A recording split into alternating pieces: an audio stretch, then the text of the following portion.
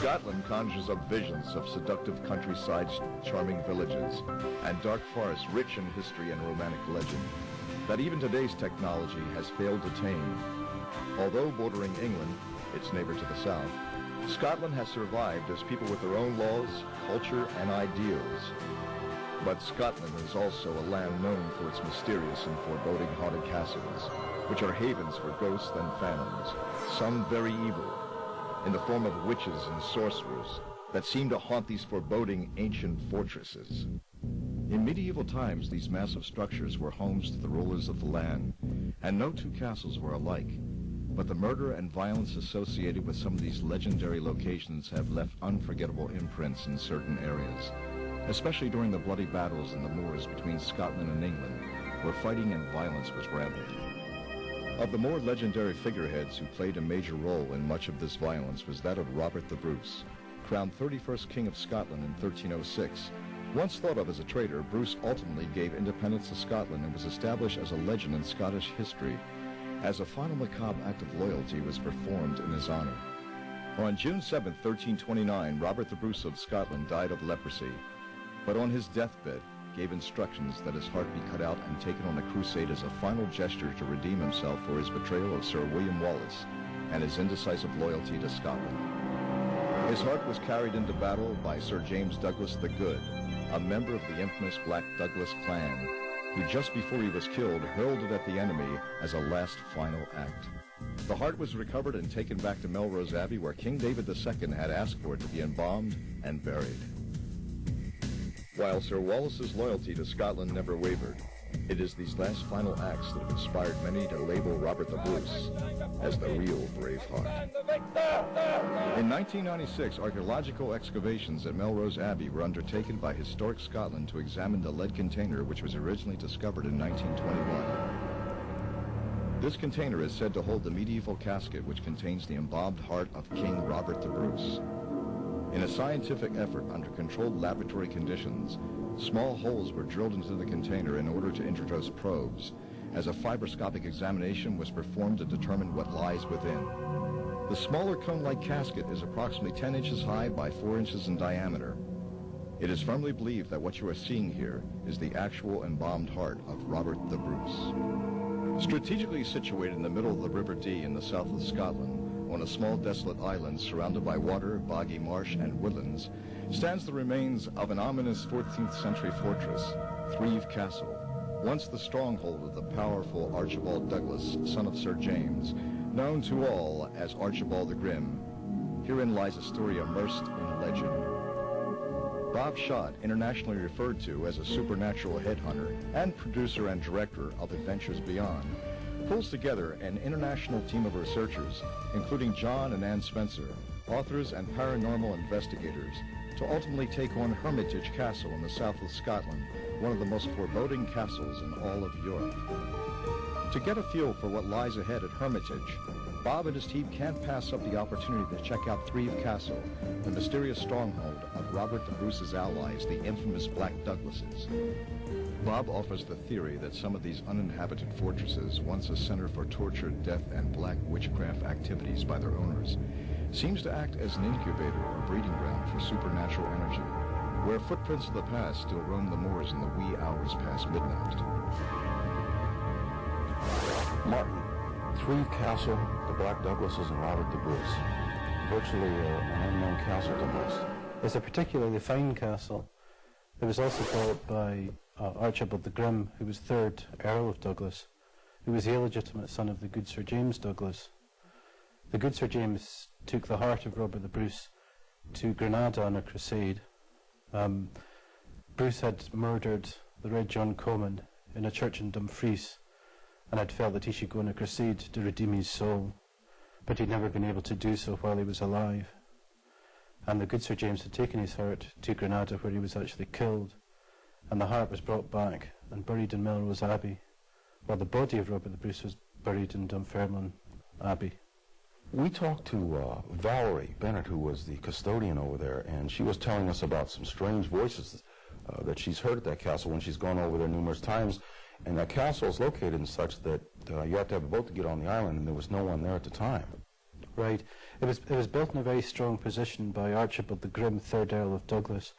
He was called Archibald the Grim because his face was so terrible to look upon in battle. One night as I was closing up, my colleague had gone to put the boat away, put the engine away, and I went over to lock up the castle. I thought there was nobody else on the island but the two of us, but as I went into the castle I could hear some voices, so I just thought there were some visitors there. So I went to look for them to tell them that it was time to leave, and I couldn't find anyone. And I thought, oh, that's strange, maybe on the grounds. Looked around and I couldn't find anybody. And at that point I actually got a bit scared and came out the castle and, you know, said to my colleague, you need to check that there's nobody been staying in there overnight. And they went in and there was nobody there. And, you know, we tried to rationalise it, saying, oh, well, it'd be somebody across the river bank, but there was nobody around. And it happened on more than one occasion. I never could work out what people were saying, but it seemed to me like two men talking. Yeah. And I've never really believed in ghosts, you know, it's one of these things that, you know, other people do, but I couldn't find an explanation for it. So, you know, maybe they were plotting to kill someone there. If there's any activity in that castle at all regarding paranormal activity, ghosts or anything like that, in what area would it most likely be, would you think? In my opinion, it would most likely to be in the pit prison that a lot of these medieval castles had. That was a prison which was only entered by a small trapdoor, right, and which then opened up into a pit underneath. Prisoners were normally just thrown into this, and they were then normally either left or they were taken out for execution or freed. While the boat ride over to Threave was very picturesque, it was easy to see how this uninhabited island fortress could make an excellent home for any energy forms. For as you get nearer, the scars from hundreds of years of battles which have taken place have become very evident. While investigating various parts of the interior and the infamous pit areas, one of the members was suddenly disturbed by something in the chimney area of the castle. Okay, what did you first feel? That's just when I looked up. It just something funny hit me. I don't know what it was. So I walked away. Oh, freezing. I don't know, it was just more of a tingling feeling came right over my body. Let me take your temperature in there. Oh, you don't want to go in there yet? I'll go in.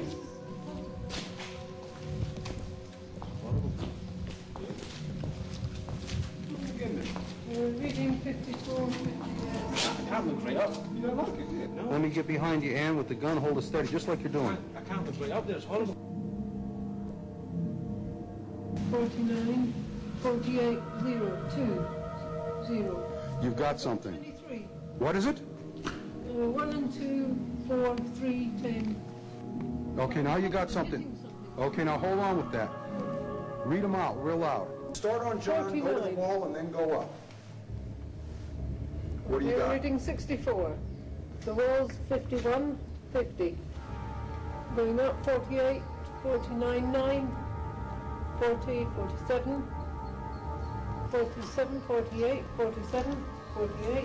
It's staying around here. Now, when did you get the sudden changes? Just a minute ago? It's not happening. But they were, right? They They were. were at the same time, more or less. At the same place. Are you in the exact same place?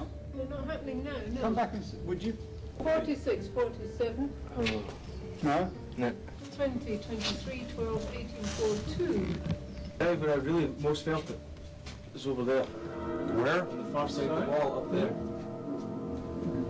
It's actually, as you're looking that way, it's like maybe just over 3/4 of the way to the top. Started feeling something then. That's when I had to look down again. What was it that Alistair felt, or thought he saw? Was it his imagination running wild? In such a mysterious place like Threave, this surely would be easy to do. Or was it something unnatural that he felt? Could the Omega thermal gun with its microsecond response rates and recordings of sudden drops in temperature mean the presence of something else here? Was he too close to something inside of the castle walls? Or is it possible that the beat of Robert the Bruce's heart can still be felt at Threave Castle? Well, it's so. This would be only a tune-up to what lies ahead as Adventures Beyond heads to their ultimate goal. The most evil castle in all of Europe. Once owned by an evil lord who Robert the Bruce once said of, I don't care if they boil him in oil and cover him in hot lead. All right, Martin. You know what we're looking for. In the months that we've been talking, I'm looking for the most evil castle in Europe. which brings us to the one you were talking about. Hermitage Castle is definitely one of the most oppressive castles in Scotland. It's got a very bad atmosphere. It was built in the 12th and 13th century mostly, and it's on the border with Scotland and England, so it was fought over a lot by the Scots and the English. Right. In the 13th century it was held by the de Soulis family. One of the family was called Bad Lord Soulis, and he was believed to be a sorcerer and warlock, and his presence has often been felt there, and people have been feeling extremely uncomfortable spending any time in that castle by themselves. I think they need to see it to realise that this is quite a bad place. There's other stories associated with the castle too. There was Sir Alexander Ramsay of Dalhousie was starved to death in the castle by one of the Douglas family, and he was put in one of the pit prisons, and all that kept him going for some weeks was some grain coming from one of the storerooms above. And his ghost is also said to haunt the castle, as is the ghost of Mary Queen of Scots, when the castle was owned by the Hepburns, Earls of Bothwell, one of whom eventually married Mary. She visited him there from Jedburgh, and her ghost is said also to have been seen there. Well, we've heard stories of strange sounds, a phantom that walks the grounds, and we're not talking about the Grey Lady or the Green Lady like some of the castles in England and elsewhere where it's friendly. We're talking about the Soulis, who practiced black witchcraft, Yes. sacrificed humans, sacrificed animals, and we've heard that people who have gone in there during the daytime come out of it with a feeling of that something overcame them, almost as if they walked into the devil's den, so to speak. Yes. Well, ghost stories in Scottish castles seem to split down into several themes. One of the ones which you've said is the apparitions, particularly of women. But there also seems to be in many castles where somebody particularly evil who practiced sorcery and witchcraft has lived, also seems to leave a presence and frighten people in many of these different places.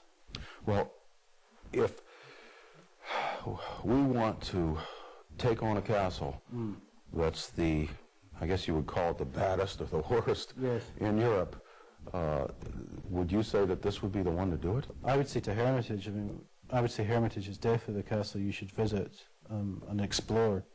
But I wouldn't want to come with you and spend a night there. It's just it's got a particularly bad feeling. It's an oppressive castle.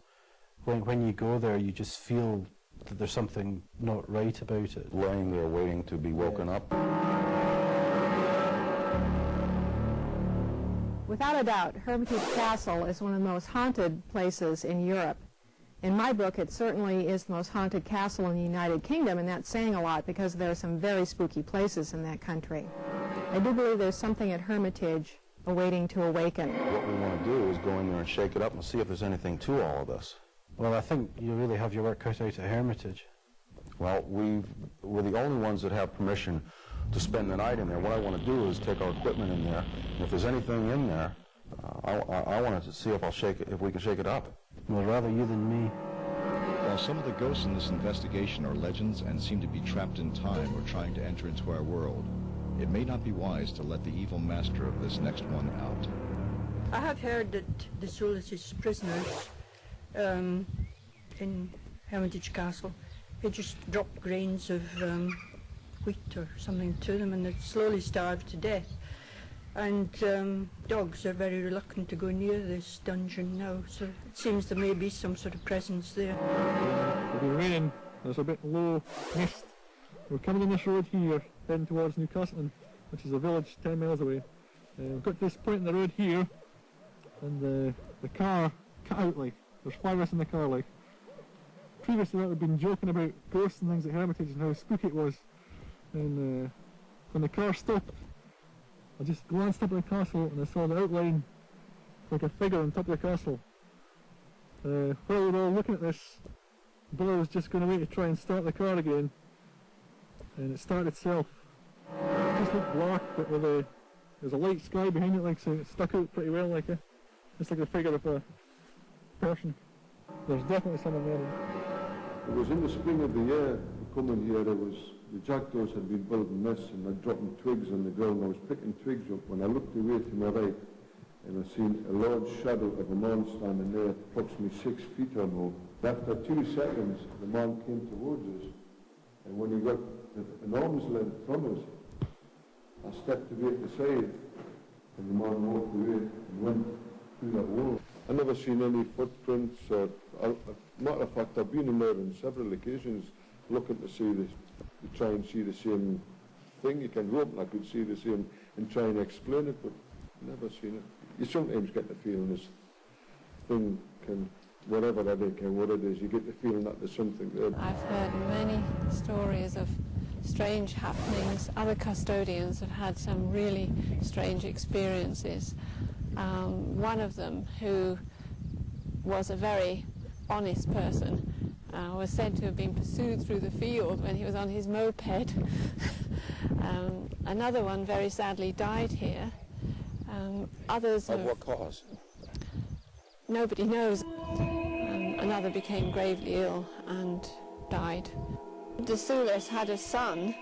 It wasn't, it hasn't been verified, but it was said that his son was such an evil man and terrorized the population, but the idea was that he suffered a very horrible and lingering death, and it's his ghost and his necromancy, his witchcraft, which is supposed to pervade the place with this air of loathsome, sinister foreboding, and when people arrive, that is what very often gives them that sense of menace. And this area here, at this level, is a cellar where storage was the main purpose. And this wall, you can see the thickness of the wall here, and this has been broken through in order to bring a cannon through in the 16th century. This could well have been done during the time when Earl Bothwell was in charge here. You need to duck your head because they didn't make allowances for tall 20th century people. 5 foot thick? Yes. There was no intention that you should have access through the bottom of the wall. All the access would have been at this level here, but in order to bring the cannon through, it was impossible for them to hoist it up and bring it in this way, so they had actually to knock a hole literally through the wall. They tell me that this particular area has somewhere something buried. I don't know what it is that's buried, and they won't tell me. This stair leads to the murder hole that I was talking about outside. It's got 2 portcullises, and this is the stair that the dog would not go up. You've got one portcullis on the outside. Where does he stop before he goes up? Well, he just stops at the bottom. Right here? If I pull him up, he comes up to the top and he's down away from me. That was the storage area, and above it was the captain's room, and the captain would be in that room because he was in close proximity to the door, which was adapted after the Douglases had made this murder hole in this doorway here. It was later adapted because they were so fearful of treachery and so fearful of having a portcullis at the back as well as the front. They still felt that they would be actually betrayed. Jenny, what is the face on that wall up there supposed to be? Well, you may well ask what that is. We don't know what it is. It doesn't feature in any of the guidebooks. I can't find any information about it. It seems to have been just put there by somebody. And who knows what it represents? It could represent the ghost of Hermitage Castle. I know one thing, and that is our motto in Historic Scotland is just use your imagination. I would not like to just use my imagination on that particular face. Jenny, could that be the likeness of Lord de Soulis? It certainly could be. It has an evil enough aspect to it. Sometimes it appears to be smiling, sometimes it appears to be frowning, but whenever you look at it, it always looks supremely evil. Jenny, is this the stairway to the dungeon? Yes, that's right. This is the turnpike stair, as we might call it here in Scotland, which leads up to the prison, and then below the prison lies the dungeon. And the dungeon is the area where we would expect ghosts to be found. The first of the ghosts would be Sir Alexander Ramsay. He was thrown in the dungeon with his horse on top of him, it is said, and his body, when it was taken out, he was supposed to have eaten part of his forearm in his desperate attempt to stay alive, and had eaten grains which fell from the granary above. It took him 17 days to die. The second ghost that should be found in the dungeon would be associated with a very early phase of the building of the castle. Lord de Soulis was then Lord of Liddesdale, and he was said to be a necromancer or a witch or a warlock, to be accurate. And the way that he conjured the devil was to sacrifice animals. He sacrificed a black cat, a black dog, a black bull in turn, and the blackness, of course, was significant because this is the colour of the devil. And once he had made these sacrifices, the devil would appear. He had then a pact with the devil so that he would grow rich and the devil would gather plenty of souls. So the outcome of that, his death, was particularly horrible. He was abducted by the local people, wrapped in a cloak of lead to prevent him from escaping, dipped in a cauldron, and was boiled slowly on a fire to make his death as long and lingering as possible. So this is the area to the dungeon right here, the entrance? Yes, this is the place that you're going to be able to spend the night listening out for and looking in, and I can tell you that I wouldn't be wanting to accompany you here. You are the only people who have ever collected the key from me. Many people have made appointments and arrangements have been made in the past, but for some reason those people have cried off. Now, yeah, we've been turned down by so many people. When I sought out some assistance and other fellow investigators to join us, when they found out where we were coming and they heard about this place, they just absolutely refused. No one wanted to investigate this place overnight, so it's very interesting that no one else has tried this. Well, sometimes I'm not at all surprised to hear you say that. There have been other people who've said that they wanted to come, but when the appointment has been made, they haven't arrived, and there hasn't been any reason given. They just don't turn up. And I do assume that they have heard from somebody, perhaps locally, the evil reputation that this place has, and they just can't quite face the idea of spending the night here, because it is said to mark people. You are supposed afterwards never to be quite the same again. So this is the pit? It's never been excavated, but we assume that there will be bones under there. This site has not been excavated, and this area in particular has never been dug. The sacrificial victims, no doubt, their bones are still down there somewhere. With generations of soil on top? Yes, yes. It also fills up with water when it rains, which makes it particularly unpleasant. If you think of a prisoner down there, he would be just as likely to drown as to starve. There's no way in or out of here except over the top and down? Definitely not. No, they would be thrown through the trapdoor, which would be covering this area here. And so the man who is a prisoner in the prison above would be hearing the cries of the man who had been thrown into the dungeon and forgotten below. Later the keys were turned over to Bob, and in the nature of the old classic Vincent Price horror film, House on Haunted Hill, the members of the team prepared themselves for a night of apprehensive mystery. What is it about this fortress that intimidates and frightens outsiders away? As Walter Scott once said of Hermitage, it has sunk beneath the ground, no longer able to support the load of iniquity which has long accumulated within its walls.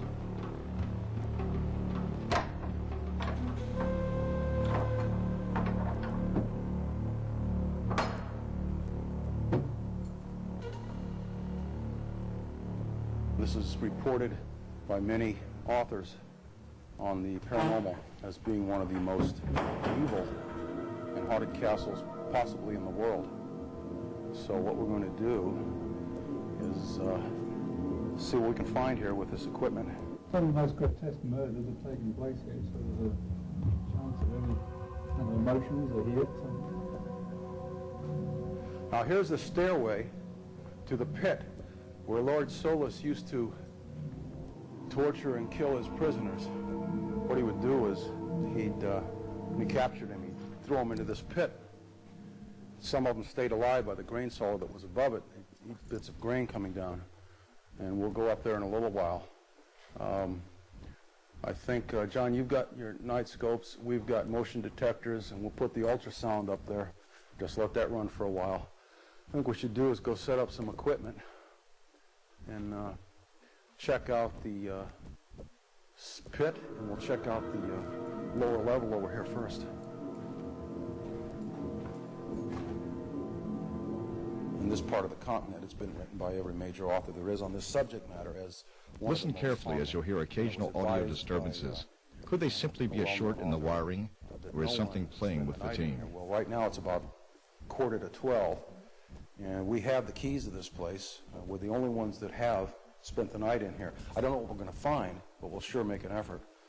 We've got a lot of ground to cover. This is about a 3.5-story castle. So most of the areas that were reported as having unusual phenomenon associated with it were the pit and were this lower level area here that's underneath the little tunnel that we come in. So why don't we do that now? We'll just let the ultrasonic run for a while now. What the ultrasonic is supposed to do is basically, it's kind of like taking a stick and hitting a hornet's nest late at night. If there's anything in there, it should shake it up. And what we're looking for are energy forms that have permeated themselves in the walls here, not so much energy loops. So if there's any of that, this could help. In other words, what you're looking for is that this could be the trigger to replay the stone tape theory. It could be that, or it could be if there's anything to this business of poltergeist activity that has associated itself with a location and not individuals, because no one lives here. This is an uninhabited castle. I mean, it hasn't been lived in for hundreds of years. So we're not talking about a family that's living here that's had some trauma exactly associated with them. We're not talking about PK. We're talking about energy forms that have been associated with this place. Now, there have been strange noises heard in this castle. There have been phantom apparitions that have been seen around here. The local people don't want to come near this place as soon as the sun goes down. Well, if there's ever a place that there would be anything, this is certainly it. So you have to be careful that your mind doesn't play tricks on you. But we'll do what we can, and we'll see what happens. John, we'll go ahead and put the ultrasonic transmitter, set it on 20 to 30,000 hertz up at the pit area to send out those frequencies. Ann's also going to put the frankincense incense up there, and that's been reported as being somewhat of an exciter in cases like these and is associated with the occult. She's also going to put the Ouija board, right, Ann? I've also got the Ouija board. I'm going to put that in the kitchen area. We'll leave it for a while just by itself. I'll leave it on the letter G, and we'll see if there's any spontaneous movement before we get down to using it ourselves. And we ought to say that there's 6 of us in here. There's nobody else in here. I've got the gate locked outside. I have the key on me. The door to the castle is locked, and there's no other way in this place. There's only one way in this castle, and that's through that door, and that door is locked, and it's bolted. It's very strong. So if we all stay together in twos, we'll know no one's been down to the Ouija And we've board. got the motion sensors that can control certain areas out there to say no one can get near that. Yeah, we've got 4 different motion detectors, infrared motion detectors. Stop anyone getting near that. Yeah, exactly. We'll put one by that too. So why don't we go ahead and do that? This is the top of the pit area. And John, we're going to set that ultrasonic transmitter down right here in the corner. And it's said that there still remains of some of the prisoners from the 13th, 14th, and 15th century still in this pit. As you can see, there's no way in or no way out of there except from this vantage point right here. They were thrown in, and they died down there. Placing the transmitter into the pit, if there is anything that can be triggered from there, this will trigger it. It's only at 20 to 30 kilohertz. That's recommended for what they say is shaking up the building to see if there was anything in there that's going to activate. That sounds is working.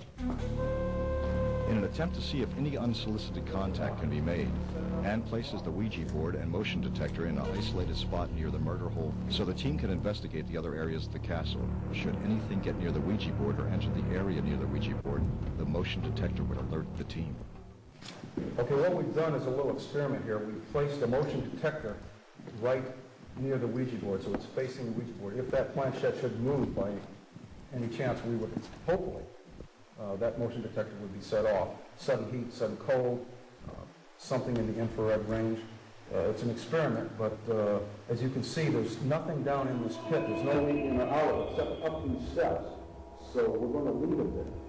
And we're going to go on about our business. We're going to go over the pit area. So if we hear that detector go off, something other than one of us set it off, and there's nobody else in here. This place is locked up, and there's no animals or anything else. So let's go on over to the pit and get that started. You know, maybe we'll get lucky. Who knows? Now, there were about 3 areas that I think the custodian told us where most of the activity was reported. One was the pit, where we have the incense and the ultrasonic transmitter. And the other one was the stairway, wasn't it, John? Where the Yeah, there was double portcullis up there where people would be trapped if they were unwanted and they could be killed in that, and they called it the murder room. She said that's a spot too. All right, now where the Ouija board is, that might be a spot too. But we've got a motion detector up there. So why don't you split us up where you want us? Okay, well, like you're saying, that's a good idea. So 2 people are up this end, then you'll be covering the murder area, looking down on the Ouija board, but not affecting the movement sensor or anything. Some great sounds at the moment. That's bats. Moving around ultrasound. You know what's causing it? Actually, we may be triggering. Well, the ultrasonic, that's interesting. The ultrasonic transmitter is reaching there. Yeah. Because they have the most advanced sonar and radar sensors of any biological entity. And did you hear that click? That click came from the pit area. When did you hear it? Remember when I shouted there was lighting effects here? Yes. It was then, because just before I saw the light, I heard the click, and that made me turn round. I turned round to see where the click came from and saw the light. Yeah, I just heard it too. You and I were standing here, and I just heard it too. Yeah. So it came from that pit area up there. There's nothing up. There's nobody up there. The ultrasonic is constant. You won't hear that. All right, I just plugged this in. It's a normal cable. I stuck it in here, and basically I got a warning light on the camera, and this was heated up quickly, and now I would just suspect. I mean, I need to turn off everything, but I would suspect that the camera is fried, internally, and I can kind of feel the heat under here too. This is a 4-pin cable that powers the camera, and feel the cable, feel how hot it is. Put the Omega on it. And who's got the Omega?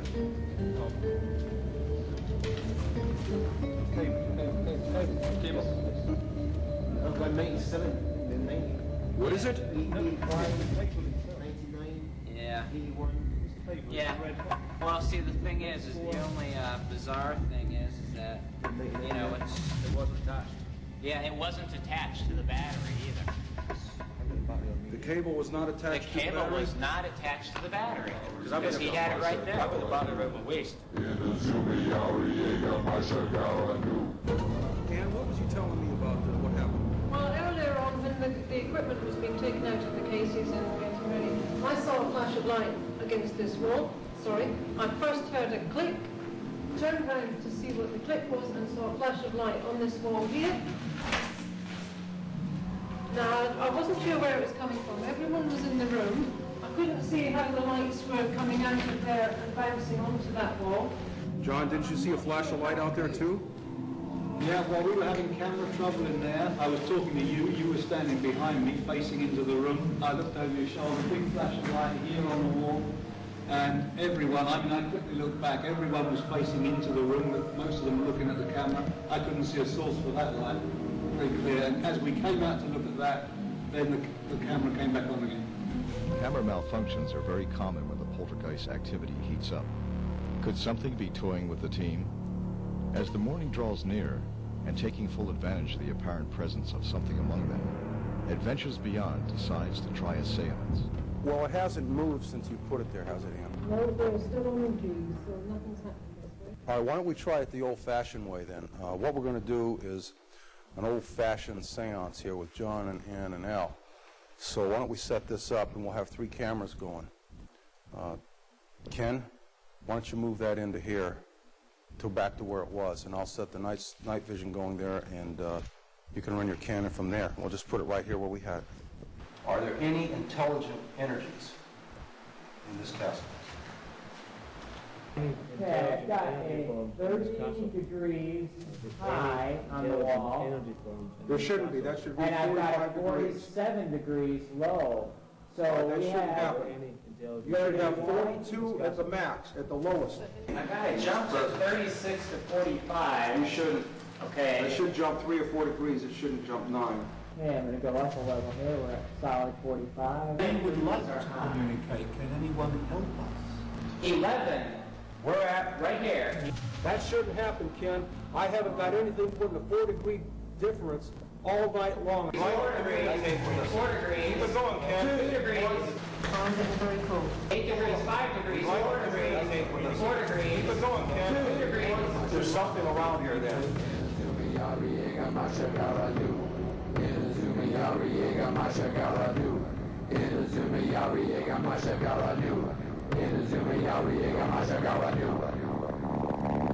What unexplainable force that affected the infrared sensors on Omega's thermal gun was responsible for the sudden drastic temperature changes which moved about the area and suddenly stopped?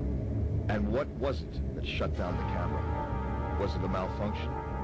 Could a short in the cable have caused it without being connected to a power source?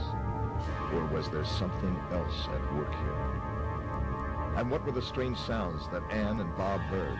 Could it be that Bob and his team disturbed hundreds of years of the uninhabited fortress of Hermitage and awakened the impending evil energy that lies dormant within the castle walls?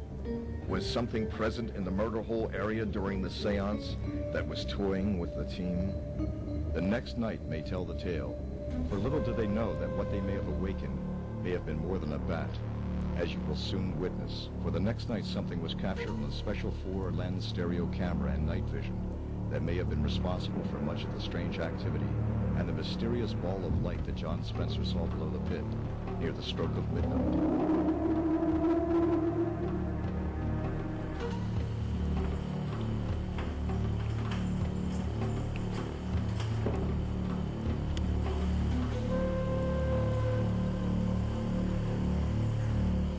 We've just spent the night in Hermitage Castle. We had several things happen that we can't explain. One of them in particular had to do with the camera, other than the noises that Ann and I heard and the strange flash of light that John saw. This all happened within 15 to 20 minutes of the camera going out. Now, you Al, were right there with Ken when that happened. Basically, we were linking up the battery cells in the belt to the camera to try and give us extra length of time.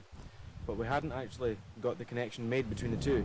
So the 3-pin was in the back of the camera, not attached to anything, and it just suddenly overheated. It started getting very, very hot. Warning light appeared in the camera for no apparent reason. You ever had that happen before? No, haven't had it happen before. I did a halfway diagnostic on try to reduplicating the problem again, and I couldn't do it. What did it do to the pin? The 4-pin doesn't work in the input of the camera anymore, and it's just that I find that really strange because, as Alistair said, I hadn't even connected into the camera yet, and it blew.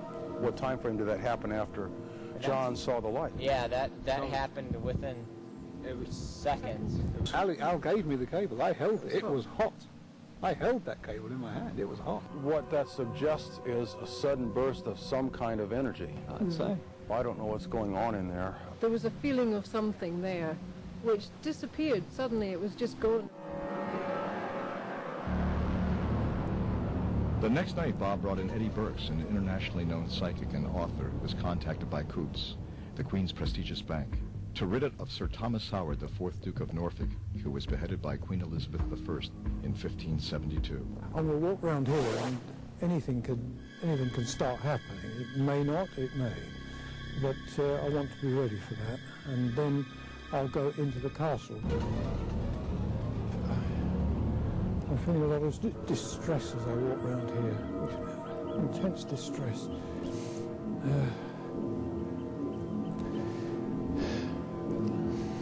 I'm walking into something. I'm not quite sure what yet. But,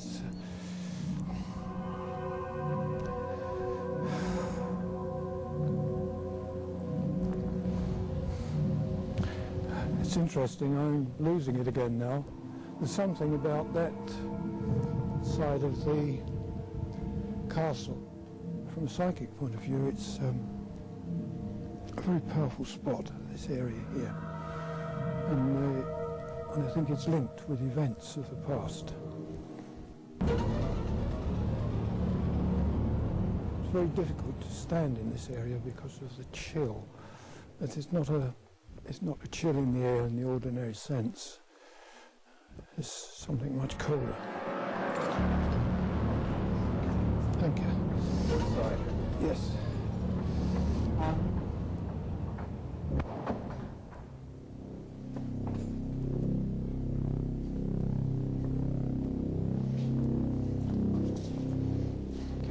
What are you picking up here, Eddie? An oppressive feeling. Tears. Great distress. Male, female? There's a female connotation to it. Almost despair at times. This is associated with the violence I felt outside.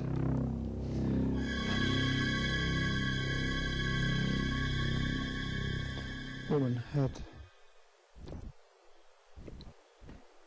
she had maidservants, so she must have been of some importance.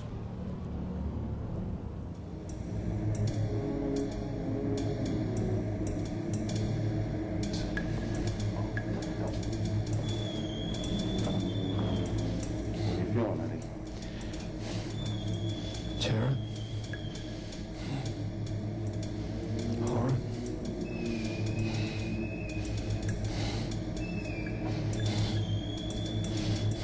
Oh, it's horrible. You all right? Yeah. Tremendously threatening. What are you feeling right here in this spot? So terror and horror threatening.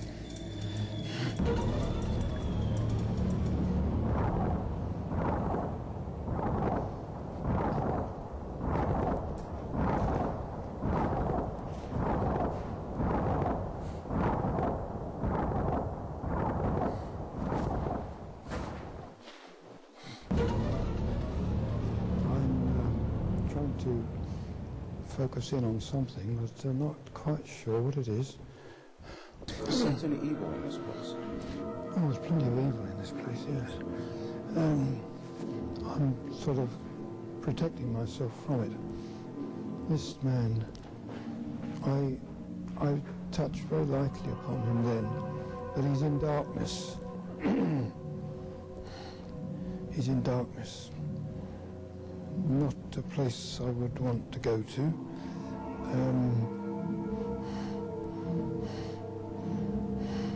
But it's as though there's a thread from this place to where he is. So you're saying it's an imprint? Or is it live actual energy that you're picking up?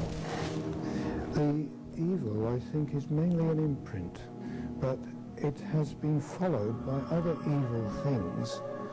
There is a tendency for like attracting like, dark attracting dark. And other darknesses have been drawn into this place. Other evil things have happened here. Okay. Are you picking up a name on this individual? No, I don't want to either. If you wanted to take it on, how could you do it? Well, for a start, I wouldn't want to take it on. But if you try to take it on, you're up against serious difficulties. We're here to see what this is. Now, what you picked up on is directly related to the history of the evil that's in this castle. What you're talking about is somebody who had this castle in the 14th century who practiced black witchcraft, who was evil, but it is a person, and there's a lot to be said about most of that is mental anyway. If you practice black witchcraft or do incantations, you could recite Little Bo Peep, and if you told somebody that that's going to conjure up evil, then they'll believe it. It's the same principle. Like attracts like, dark attracts dark. Could any of my equipment stop it? No, it couldn't. Later on, Eddie left and the team went on to check out the areas from last night and where Eddie said he felt the presence. Little did they realize what they may have awakened at Hermitage. Their Omega temperature gun recording something generating extreme cold in the exact window where Eddie felt the presence. Jenny, is that window there, did it used to have a floor beneath it? Yes, that was the room.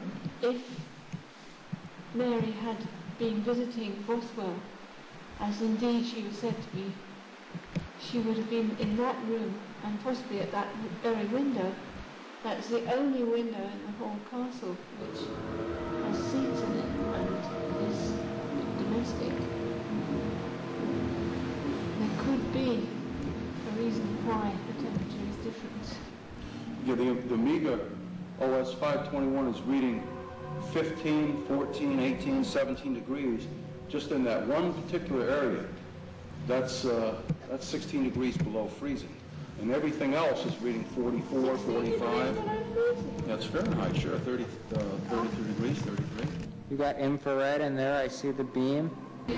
All right, we're reading 16, 18 degrees, 15, 14, 16.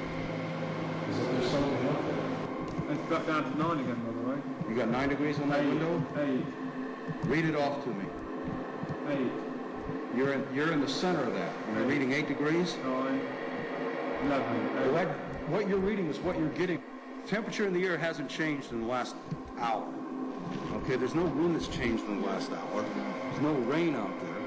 And that temperature has changed in the last 5 minutes as we're standing here watching it. It's gone back up, by the way. To what? What is it now? 22. That usually means the colder the temperature, the more active, keep reading it, the more active that energy is, the more power that energy is generating. Instead of generating heat, the temperature drops, and it drops suddenly. It's 30 now. Now it's back to 30? It's getting weaker. What do you got? That's 42. Up there it's 44. You shouldn't get above 46 and you shouldn't get below 39. There's no way you're going to get below 39 in these walls. Even if you pick up the moss that's wet. It's something that must be up there and moving. What is it now? Moving from around the room. Yeah, it must be moving around the room. There's no one window in the room, it's moving away from the window. Up there. 28, it says. You got 28 now? Got 29 now. Whatever it is, 28. the temperature is moving up there. 28, it says. Let me see that a second. Hold your finger on it. Got it. Okay, Ken, follow me with this. Okay. Let me know you're on it. I'm on it. I'm getting, right now it's dropping 22, 23. I got 15, It's 16, 14. 13, 15. I'm going to the left now, Ken. 5, 4, 8, 7, 6. There's no reason for that. 7, 5, 3 degrees, 5 degrees, 3 degrees. Something's got that going. And as quickly as it came, it was gone. But it wasn't until the team went outside of the castle that they captured what may be the most dramatic and puzzling evidence of all. Now, let's have that temperature gun up there. On here? Yeah. Good 7. And that's the exact spot where we were getting 4, 5, and 7 degrees on the inside, right? Right. What do you got now? Right. 36. 36. But there's a cold patch up there. Where? Up there. Oh, yeah. Where? Where are you at? In that corner up there. Way in the corner. Oh, I get you. Okay, Jenny, is that the peak above the dungeon? Yes, it is. Got up there. Read it. Got up there. It's got 15. What was it a minute ago? 3. 3 degrees? Yeah. 9, 15. 12. 3. That's 23. 23 all the way up. 763. Go. We're right there? Yep. Read it. Hang on, I'm trying to find it again. That area there is where the murder hole was. Those battlements are just above the entrance where the two portcullises were. And if somebody came in and they closed this portcullis behind them, they couldn't escape, and they were murdered by the people in the room above. And the ghosts that are seen here are always on the battlements. You can't distinguish them because it's always dark of night. During the investigation of the exterior of the castle, something appeared moving in an upward direction. This image was analyzed by manufacturers of advanced infrared and optical technology for the U.S. military. And the conclusion is that it is some unknown phenomenon. Watch closely. First you will see a moth-like bug fly into frame, followed immediately by the apparition. Notice in slow motion that the image is transparent and tends to leave a slight hueish trail behind it. You can actually see the wall of the castle through the image as it passes by. A most startling and significant fact which baffled the electro-optics experts is the fact that as the image passes by the frame of night vision, although it appears to be giving off an intense light of sorts, does not change the ambient lighting around it. With an advanced photocathode inside of the night vision device, any light appearing in the objective lens of the camera would have a direct effect on the entire image that the night vision is recording.